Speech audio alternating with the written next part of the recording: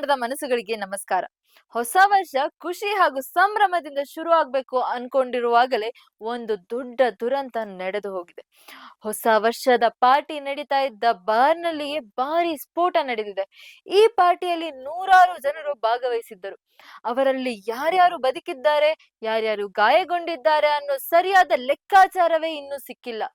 ಸ್ಫೋಟದಿಂದ ಇಡೀ ಕಟ್ಟಡ ಬೆಂಕಿಗೆ ಆಹುತಿಯಾಗಿದೆ. 2026 ಆರಂಭವಾಗಿ ಒಂದೇ ಗಂಟೆಯಲ್ಲಿ ನಡೆದ ಈ ಸ್ಫೋಟದ ಬಗ್ಗೆ ಇಲ್ಲಿದೆ ಒಂದು ವಿಶೇಷ ವರದಿ. ಇದು ಈ ಕ್ಷಣದ ಸುದ್ದಿ ವಿಶೇಷ. ನೀವು ನೋಡ್ತಾ ಇದ್ದೀರಾ ಬಿಬಿ ನ್ಯೂಸ್ ಕನ್ನಡ. ನಾನು ತೃಪ್ತಿ ಬಸವರಾಜ್.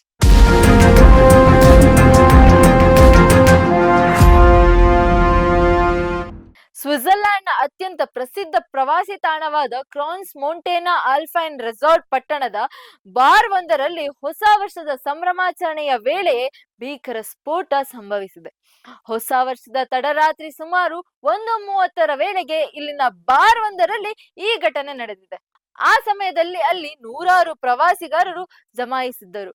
ಈ ದುರಂತದಲ್ಲಿ ಹಲವರು ಮೃತಪಟ್ಟಿರುವ ಶಂಕೆ ವ್ಯಕ್ತವಾಗಿದ್ದು, ಹಲವಾರು ಜನರು ಗಂಭೀರವಾಗಿ ಗಾಯಗೊಂಡಿದ್ದಾರೆ ಎಂದು ಸ್ಥಳೀಯ ಪೊಲೀಸ್ ವಕ್ತಾರ ಗೇಟನ್ ಲಾತಿಯನ್ ದೃಢಪಡಿಸಿದ್ದಾರೆ. ಸ್ಫೋಟದ ತೀವ್ರತೆಗೆ ಇಡೀ ಕಟ್ಟಡವೇ ಬೆಂಕಿಗಾಹುತಿಯಾಗಿದ್ದು, ಘಟನಾ ಸ್ಥಳದ ಚಿತ್ರಗಳು ಅಲ್ಲಿನ ಭೀಕರತೆಯನ್ನು ಬಿಂಬಿಸುತ್ತಿವೆ. ಸ್ಫೋಟ ಸಂಭವಿಸಿದ ತಕ್ಷಣ ಅಗ್ನಿಶಾಮಕ ದಳ, ಆಂಬ್ಯುಲೆನ್ಸ್ ಮತ್ತು ರಕ್ಷಣಾ ಪಡೆಗಳು ಸ್ಥಳಕ್ಕೆ ಧಾವಿಸಿ ಹಾನಿಗೊಳಗಾದವರನ್ನು ಆಸ್ಪತ್ರೆಗೆ ದಾಖಲಿಸುವ ಮತ್ತು ಬೆಂಕಿ ನಂದಿಸುವ ಕಾರ್ಯಾಚರಣೆಯನ್ನು ತೊಡಗಿಸಿಕೊಂಡರು. ಹೊಸ ವರ್ಷದ ಆರಂಭದಲ್ಲೇ ನಡೆದ ಈ ದುರಂತವು ಪ್ರವಾಸಿಗರಲ್ಲಿ ಮತ್ತು ಸ್ಥಳೀಯರಲ್ಲಿ ಆತಂಕ ಮೂಡಿಸಿದೆ. ಸದ್ಯಕ್ಕೆ ಸ್ಫೋಟದ ನಿಖರ ಕಾರಣವೇನು ಎಂಬುದು ತಿಳಿದು ಬಂದಿಲ್ಲ. ಇದು ಅನಿಲ ಸೋರಿಕೆಯಿಂದಾದ ಅಪಘಾತವೇ ಅಥವಾ ಇದರ ಹಿಂದೆ ಬೇರೆ ಯಾವುದಾದರೂ ಕಾರಣಗಳಿವೆ ಎಂಬ ಬಗ್ಗೆ ಪೊಲೀಸರು ಉನ್ನತ ಮಟ್ಟದ ತನಿಖೆ ಆರಂಭಿಸಿದ್ದಾರೆ.